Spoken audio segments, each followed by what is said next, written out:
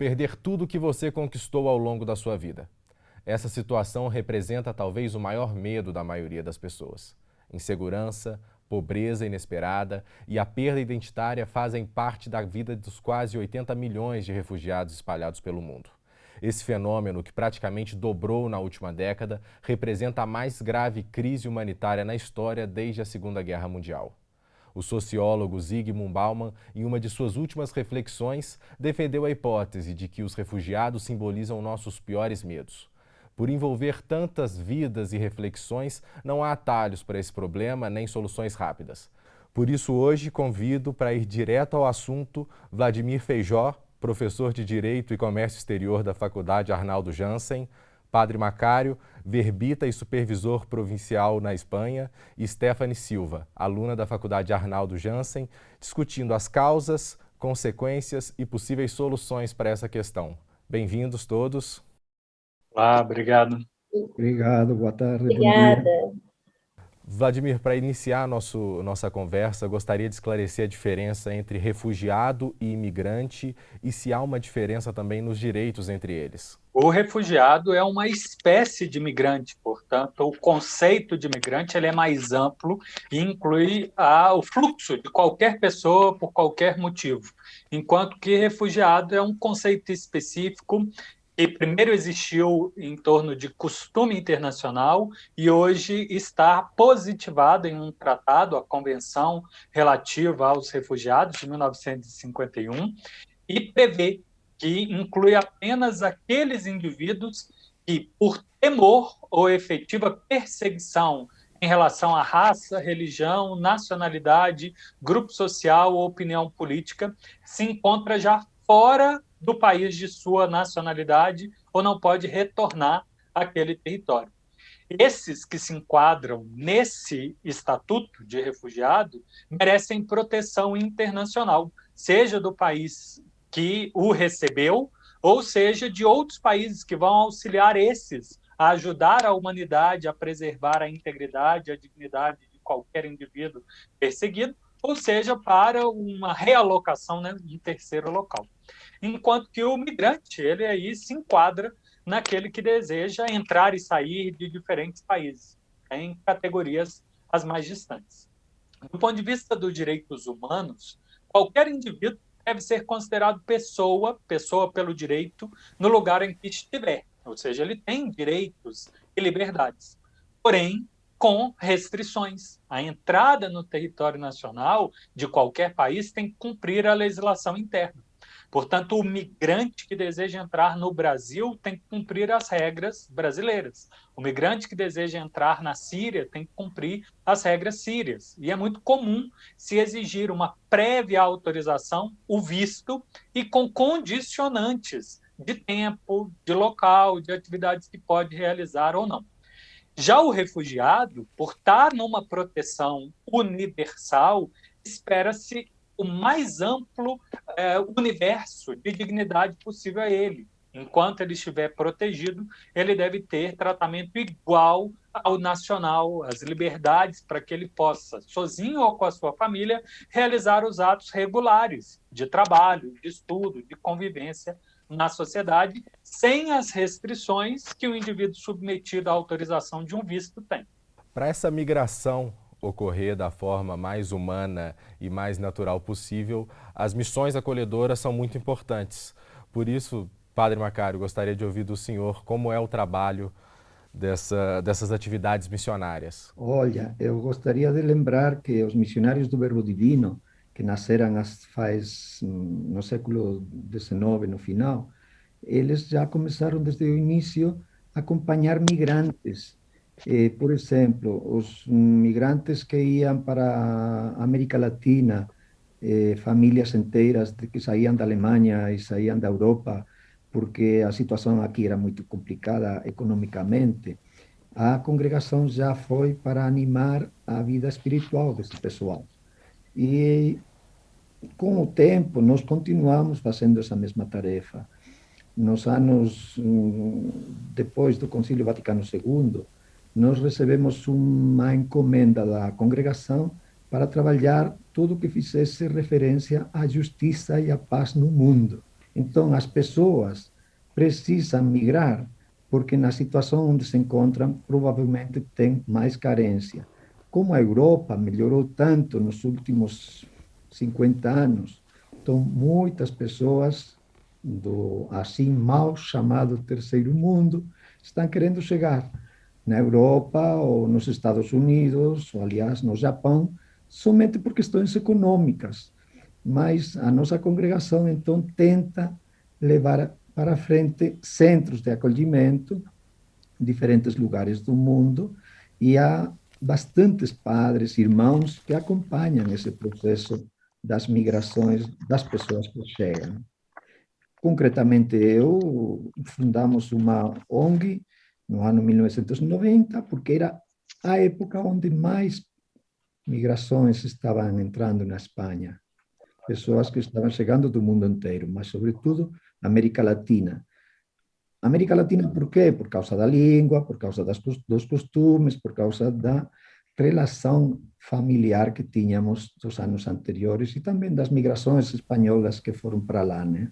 E a América Latina, como é um destino muito comum de imigrantes e refugiados, a Stephanie acompanha e estuda esse tema. Gostaria de ouvir de você, Stephanie, sua experiência nesse contexto. Eu desenvolvi um estudo, né, sobre as dificuldades encontradas por imigrantes e refugiados aqui no Brasil.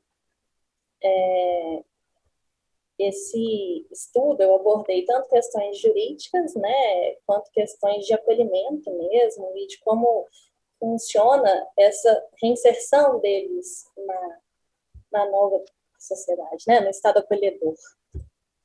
E são vários desafios. O Brasil tem precário aí de políticas públicas que abordam o tema. As pessoas também não conhecem tanto acerca dessas situações de refúgio, dos problemas que são enfrentados. E eu achei importante abordar essas questões e para que as pessoas pudessem conhecer mais sobre isso e para que a gente pudesse desenvolver também, enquanto sociedade, algo para ajudar nessas questões e ajudar efetivamente no acolhimento dessas pessoas. A gente tem como exemplo a guerra na Síria, a pobreza, as questões políticas na Venezuela, questões políticas em vários lugares do mundo. Queria ouvir de vocês quais são as principais causas para esse deslocamento forçado de pessoas que por vezes gera consequências graves, não só da onde eles estão saindo, mas para onde eles estão chegando também. Nós temos aí várias questões, né, que levam a esse deslocamento. Eu percebo que tanto questões de guerra, quanto questões políticas, religiosas, desastres climáticos, tudo isso faz com que essas pessoas precisem, né, se refugiarem em outro local. O conceito de refugiado nasceu na Primeira e deu sequência na Segunda Guerra, especificamente com a preocupação desse deslocamento maciço de pessoas por questão dos bombardeamentos, por questão de ameaças e fuga do conflito em si. Claro que na Segunda Guerra, mais enfático a preocupação com o extermínio em massa, mas depois ele foi migrando para reconhecer, mesmo em situações fora de guerra, mas ainda dentro de um ambiente de hostilidades, as guerras civis. Os casos de maior volume hoje são da Síria, do Afeganistão e de Mianmar, todos eles em instabilidade interna, todos os três também por questões religiosas no meio e apoio a segmentos políticos, mas como a Stephanie bem chamou a atenção, em ano de pandemia, em ciclo de pandemias cada vez mais frequentes, é de se esperar a procura de um local onde haja política pública, planejamento e mais estabilidade.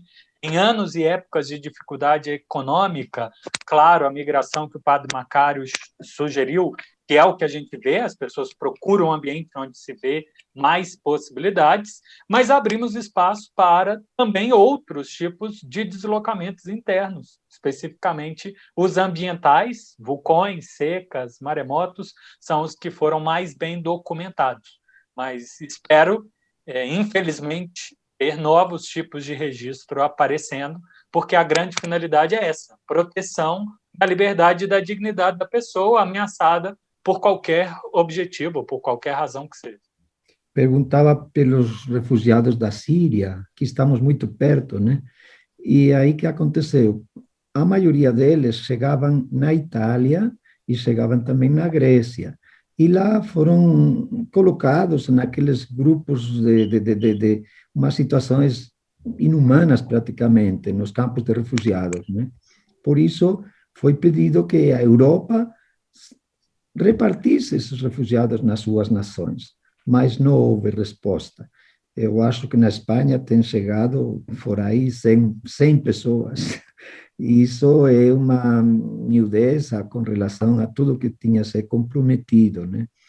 E, aliás, a Espanha tem outro problema, que tem tanto pessoal que está chegando nesse sistema de pateras e de embarcações tão ruins, que no mar Mediterrâneo tem que ser acolhidos e procurados por pessoas, por ONGs que estão mais ou menos conscienciadas nesse campo, né? Ou agora, as semanas passadas, que escutou o mundo inteiro que uma das cidades aí na África foi 10.000 pessoas, 12.000 entraram, mas foram devolvidos para lá de novo porque achavam que era uma invasão, né?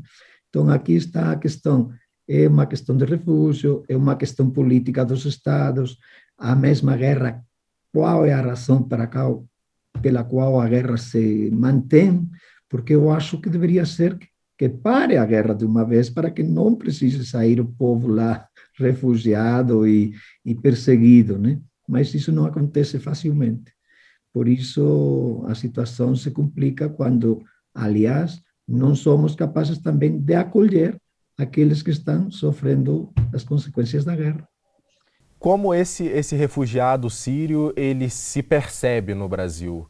Como ele tem se encaixado na sociedade brasileira? A situação no Brasil é precária, mas nós temos 2 grupos de refugiados sírios e, infelizmente, eu posso dizer que há uma clara divisão religiosa nesse aspecto. A composição dentro da própria Síria é 92% de indivíduos que professam religião islâmica e 5% cristã. O braço cristão recebeu uma ponte fácil de ingresso no Brasil, não só para entrar no país, mas já para reposicioná-lo junto à comunidade síria, que está aqui há mais de 100 anos. Então, esse braço específico está em uma situação um pouco melhor, porque aqui já tem uma microcomunidade síria estabelecida há tempo, tem templos religiosos que professam, né, o cristianismo em língua síria, e a comunidade, de alguma forma, conseguiu mais emprego, mais posição para essas pessoas do que o outro grupo que chegou deslocado de terceiro país, né, que o Brasil recebeu, e esses aí, como a Stephanie comentou, ainda estão em alojamentos mais precários e passando dificuldades de inserção, inclusive, como eu disse, para professar a própria religião. Acho que a situação da Síria e a situação do refúgio no mundo inteiro continua sendo uma questão de economia, e as guerras são feitas por causa disso, por causa dos grandes que querem manter a opressão e os povos oprimidos continuar crescendo aqui, pues, os grandes dos Estados Unidos, os grandes da Europa, sei lá. E o problema fundamental é como entender a paz e a harmonia nas nações. Deveríamos ter a liberdade de não ter fronteiras, mas isso ainda é um sonho do futuro, né? Aqui na Espanha, concretamente, não recebemos refugiados, porque temos muito migrante. Nós éramos uma nação que não tinha migrações, éramos migrantes nos outros países. E desde o ano 2000, 1990, 2000, aqui estamos agora a mais ou menos 7, 8 milhões de estrangeiros, dos quais 5 milhões são ainda com documentação de licença de trabalhar e demais, mas os outros ficaram espanhóis, porque os latino-americanos temos uma normativa muito simples, que depois de 2 anos estar aqui trabalhando ou vivendo, já podem conseguir a nacionalidade espanhola. Mas não deixam de ser pessoas que porém tenham a nacionalidade, sofrem bastante por causa do racismo, das diferenças, de todo o trabalho que é precário, todas essas coisas, né? O Brasil, durante muitos anos, foi a terra da oportunidade, principalmente nos anos 70. Essa visão, internacionalmente, ela continua a mesma e o Brasil ele ainda faz jus a esse título de terra da oportunidade? Abdon, os anos 70 tiveram nominalmente um ciclo de crescimento, mas foi um crescimento um tanto quanto perverso, porque endividado com base em alguns projetos pontuais do governo e com censura, parte da informação foi falseada. Tivemos um novo surto de crescimento nos anos 2000 até 2014, 2015, também interrompido. E nesse período, o próprio Padre Macário já nos contou no primeiro bloco, países com oportunidades recebem bastante migrantes. Mas quando a gente pega em número, as dificuldades outras que não econômicas, talvez um xenofobismo escondido, talvez a aversão ao estrangeiro, que na década de 70 tínhamos uma legislação que tratava o estrangeiro como ameaça e que o governo dizia isso, afetou a quantidade. Hoje a gente tem menos de 0,4% dos indivíduos que residem no Brasil de origem estrangeira, dando aí um bom indício de que não somos assim tão acolhedores como poderíamos ser. O Padre Macário comentou a Espanha com 12%, 13% da população oriunda de outro território, mas residindo na Espanha. Daí para ver uma boa diferença. Complementando isso que o Vladimir disse, aqui, por não ser tão abordada essa questão do refúgio, né, das motivações, do porquê ocorrem, como ocorrem as situações de refúgio, as pessoas têm uma visão muito deturpada dos refugiados. Tanto do motivo que os levaram a sair de seus países e a vir para cá, quanto do que eles causam quando chega, quando o Vladimir mesmo disse, né, que nós temos aí 0,4% dos imigrantes né, nas situações de emprego.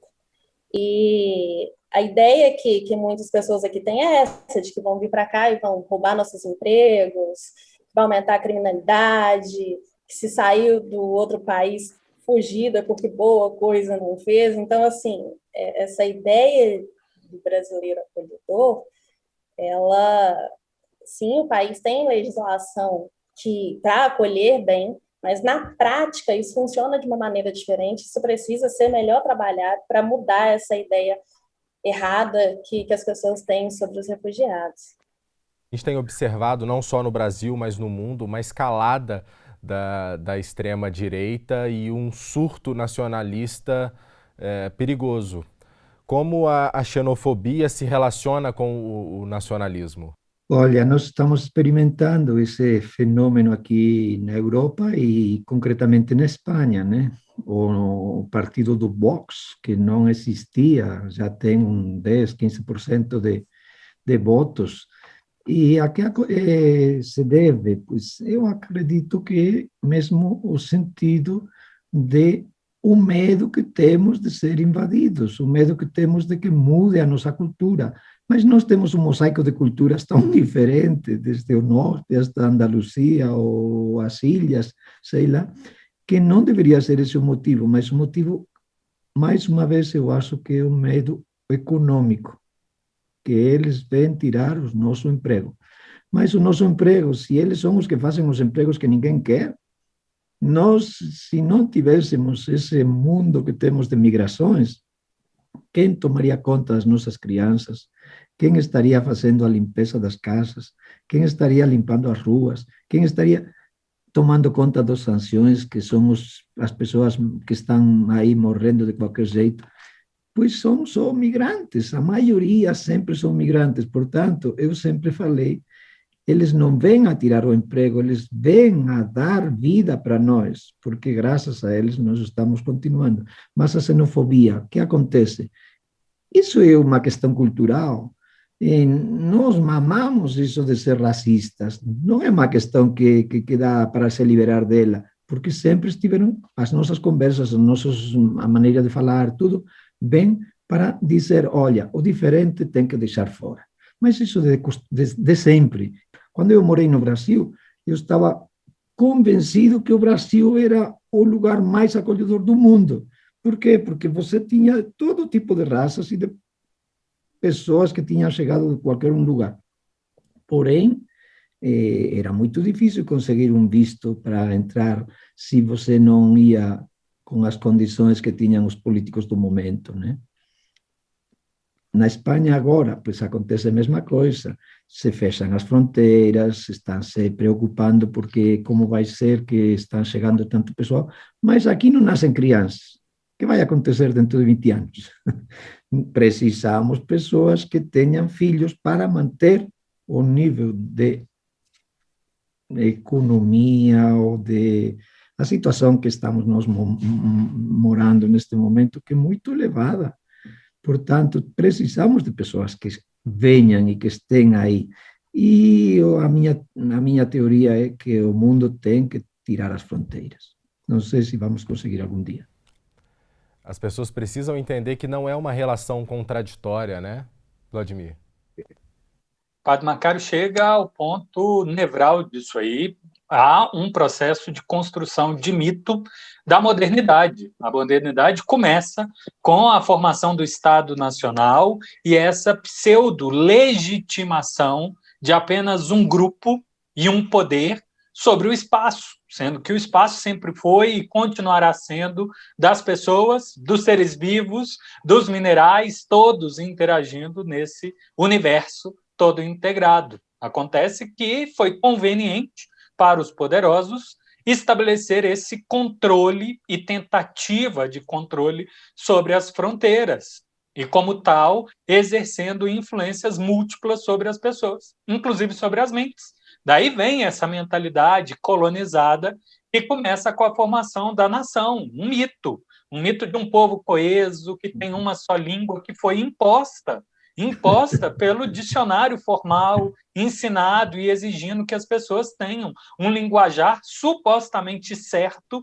se comparado com outro linguajar, né? Dividindo o culto do popular, dividindo o indivíduo que é nacional certo e o indivíduo que é nacional errado, bandeando, óbvio, aí para o patriotismo, a adoração a símbolos, a adoração a líderes, e ignorando, como foi muito bem explicado pelo padre Macário, que a cultura e a sociedade é viva. A cultura muda. Se a gente for pegar o próprio português de 30 anos atrás, era diferente. De 100 anos atrás, mais diferente ainda, certamente influenciado pelas pessoas que aqui estão e o enriquecimento do nosso contato com outros povos, sejam povos que vieram para cá, sejam brasileiros que viajaram para outro lugar, ou seja, pela mídia, televisão, jornal, internet nos expõe à riqueza que é o mundo. Então, não é incompatível o nacionalismo, o orgulho da sua cultura, o orgulho da sua tradição, com o respeito ao estrangeiro. Pelo contrário, isso deveria ser reconhecido que parte da cultura nacional é influenciada pelo fluxo de pessoas. E, além das diversas fragilidades que um refugiado ou imigrante já é exposto, recentemente temos a pandemia, adicionando algumas fragilidades a mais. Como o governo brasileiro está lidando com esse desafio? O tema é bastante polêmico e complicado. O governo brasileiro está olhando, especificamente o governo nacional, sobre o escrutínio da sociedade, de uma comissão parlamentar de inquérito, mas a imagem já bem demarcada do mundo é que aqui há um planejamento pequeno, que a sociedade foi exposta a uma teoria errada, uma teoria da infecção geral, até que se alcançasse uma imunidade de rebanho incompatível ao vírus SARS-CoV-2 ou qualquer outro que tenha essa mesma natureza típica de mutação. E essa exposição à morte, a cada um lançando, né, ao desafio individual, impede qualquer planejamento de mudança da crise. E certamente isso também tem a ver com os estrangeiros e eventuais refugiados que não estão, de forma nenhuma, imputados em projeto de acolhida e tratamento específico. As pessoas, por exemplo, vindas da Venezuela, não conseguem entrar no país aí por causa desse momento dessas restrições impostas pela pandemia, e aí com isso a gente tem um número enorme de pessoas em situação de rua, em territórios fronteiriços, E essa questão aqui dentro do país também, como o Vladimir abordou aí agora, não tem um programa assim, de acolhimento aqui, não. Né? Existem, claro, várias organizações que trabalham com isso, que auxiliam aí o governo nessa acolhida, mas esse momento está bastante complicado. Aqui na Europa, o que se fez? Tudo que era e estava falando de liberdade se fechou, se fecharam as fronteiras, se fecharam os aeroportos, se fecharam as casas, mandaram todo mundo ficar dentro e tem morrido bastantes pessoas que estavam recluídas nos lugares piores onde se pode viver, que são os centros para idosos. E aí o medo começa a fazer o efeito, e o efeito tem sido: vamos tirar liberdades e vamos recuperar que o pessoal se acople ao que nós estamos mandando fazer. Aliás, a crise que houve na Europa e no mundo no ano 2008 e para aí para frente, já estávamos saindo dela, por falar de alguma maneira, né? E agora temos retrocedido não só ao 2008, mas para o ano 2000, sei lá onde, por causa de que essa situação envolveu o mundo inteiro. E agora, como vamos sair daí? Na nova normalidade. E a nova normalidade em que vai consistir? Não acho que o mundo fique melhor, mas tenho esperança de que isso também seja refletido para dizer: olha, tem acontecido uma coisa muito importante e temos que aprender disso. A Europa, como tal, está sempre na situação da economia, e isso aí não dá para mudar. Porém, temos uma cultura milenária de tanto tempo, ainda as brigas entre países e entre grupos e entre situações está tão declarada, né? A gente precisa ver essas pessoas com um olhar mais humano. Sei que envolve várias coisas, né? Envolve direitos, envolve uma questão de política, envolve uma série de coisas, mas a gente precisa ter um olhar mais humano para o próximo, em geral, né? Mas nesse momento específico, para essa situação do refúgio. As pessoas enfrentaram muitas coisas, muitas dificuldades para chegar aqui, e agora elas precisam ser integradas no nosso convívio, na nossa sociedade. Elas precisam trabalhar, elas precisam se alimentar, elas precisam de moradia, e nós, como, né, nacionais, a gente tem como um dever humano mesmo de ajudar essas pessoas e de lutar para que eles consigam superar esse momento. Quero agradecer o privilégio e até a graça de poder participar neste evento, neste encontro, porque estando a 10, 12 mil quilômetros de distância, temos falado como se estivéssemos juntos, né? Então, estou agradecido e, por outra parte, convencido de que temos que continuar lutando e trabalhando para que o mundo mude um pouquinho nessa situação. O que está da minha parte, eu estou pondo. Só que eu já estou para completar 70 anos. Acho que já tenho feito o que podia fazer, mas não por isso vou deixar de continuar, porque me parece, acredito que o mundo pode ser diferente. Faço o coro com o Padre Macaro. Esse é um ambiente muito bonito, uma oportunidade de interagir, aproveitar da TV Diversa para conversar com um público ainda mais amplo, e estou convencido que o caminho é este mesmo, de educar ou relembrar as pessoas de que a nossa consciência e a nossa razão permite lidar com os demais fraternamente, como irmãos, como pessoas que compartilham o espaço, que compartilham a vida, trocas de experiências. Eu espero que os números não enganem e que a gente não olhe exclusivamente em crescimento econômico, a gente veja crescimento humano, desenvolvimento e dignidade para todos. Perfeito. Queria agradecer muito a presença de vocês, agradecer também a quem acompanhou a gente até aqui. Espero vocês lá.